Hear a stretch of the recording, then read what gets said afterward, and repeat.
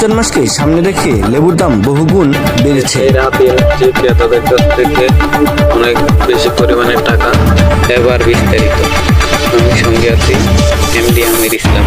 দেশে যাওয়ার পথে কিন্তু আশেপাশে জায়গায় অনেক লেবু বাগান আছে, এখানে মালিকেরা লেবু চাষ করে থাকে। আসলে রমজান মাসে লেবুর একটু চাহিদা হয়, কিন্তু ব্যবসায়ীরা লেবু মালিকদের কাছ থেকে কিনে নিয়ে গিয়ে ঢাকা শহরের বাজারে এরা অনেক দামে বিক্রি করে। সেই বাগান থেকে মালিকদের কাছ থেকে প্রতি পিস 1 টাকা করে 2 টাকা এরকম করে কিনে নিয়ে গিয়ে ওরা ঢাকা শহরের বাজারে ওরা দামে বিক্রি করে। রোজার সময় মনে হয় একটা 20-25 টাকা করে বিক্রি করে। আসলে মালিকরা তো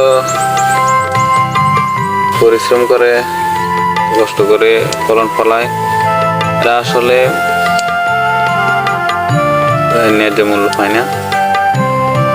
এখন যারা ক্রয় করে তাদের কাছ থেকেও বেশি টাকা হাতিয়ে নেয় ব্যবসায়ীরা।